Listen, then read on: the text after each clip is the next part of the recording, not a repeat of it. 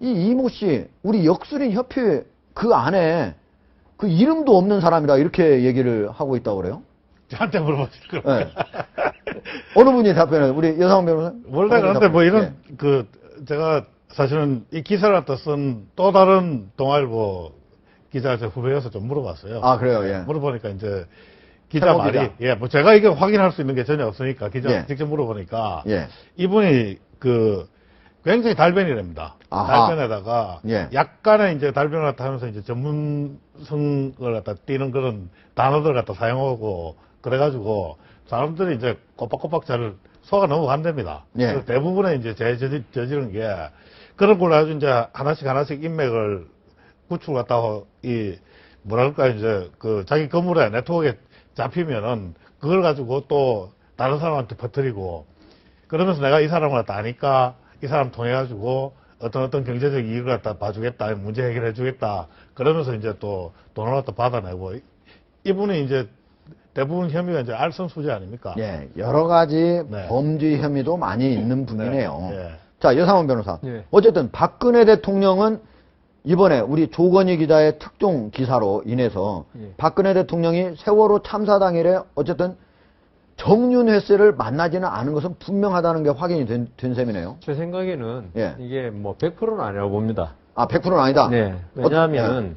이것은 역술인하고 예. 정윤회 씨하고 입을 맞추면은 예. 얼마든지 만들어낼 수 있는 말이라고 아하. 이걸 박근혜 대통령을 못 믿는 쪽에서는 충분히 그렇게 주장할 수 있거든요. 네. 그 제 생각에는 이거는 이렇게 오히려 이거는 저는 산케이 신문 보도 때부터 이야기했지만은 예. 이걸 너무 할 게 없다. 네. 그냥 찌라시들이 그냥 떠드는 걸로 그냥 치부하는 게 낫지. 네. 왜냐하면 영원히 밝히지 않을 가능성도 있거든요. 네. 근데 계속 문제 삼으면 우리 진짜 잊고 있는데 또다시 누가 또 이렇게 문제를 삼을 수 있거든요. 그래서 이걸 정말로 밝히고자 한다면 정윤회 씨가 만일 교통카드를 이용했다면 지하철에 그날 몇 시에 어디서 타고 어디 나는게 나올 수 있고요. 네. 그 다음 승용차를 이용했다면 시외로 나간지 모르겠지만 하이패스 카드에 그게 다 나오고 네. 그 다음 아니면 CCTV가 있으면 CCTV에 나오는 그런 물증이 있은 다음에 이런 사람 역술인 안 그래도 지금 아까 알선 수재는 아닌 것 같고 제가 보기엔 변호사법 위반으로 처벌받은 것 같은데요. 네, 당시에 저기는 4억 원 받은 거. 검사 판사한테 부탁한다면 그건 변호사법 위반으로 보거든요. 예.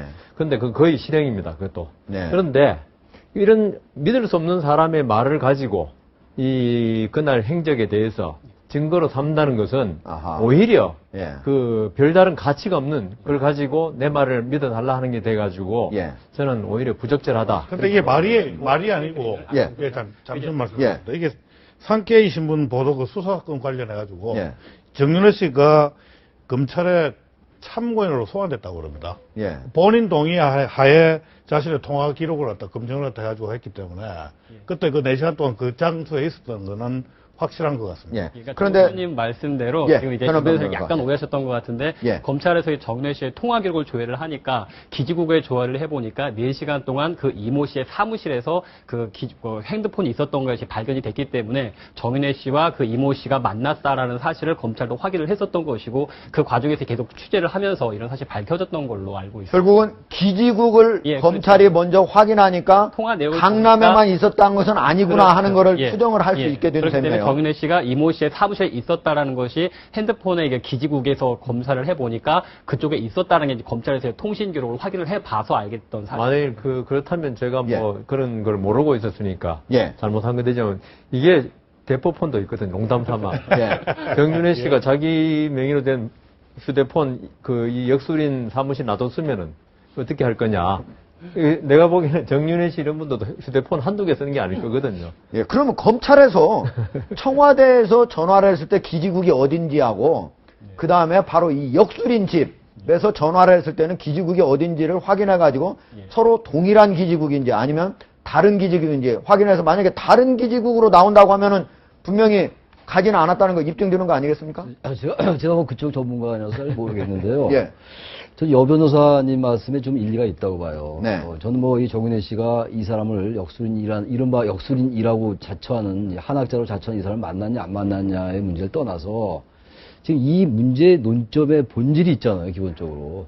대통령이 세월호 참사 당일날 왜 대통령으로서 적절한 행동을 하지 않았느냐라는 비판적 시각 때문에 이런 얘기가 나오는 거였고. 그렇죠. 또 산케이신문의 그런 칼럼 때문에 또 이게 또 본격화됐던 거 아닙니까? 또 우리나라 모 일간지가 또 그 문제를 바로 칼럼에서 거론을 했었고 바로 이런 문제이기 때문에요. 그러다 보니까 바로 그 문제에 대한 그 이른바 팩트, 사실관계 때문에 이런 얘기가 자꾸 아까 찌라시 말씀하셨는데 언뜻 듣기엔 과연 이런 것도 이렇게 보도 가치가 있는 것인지 느낄 정도란 말이죠. 그건 대단히 중요한 거겠죠.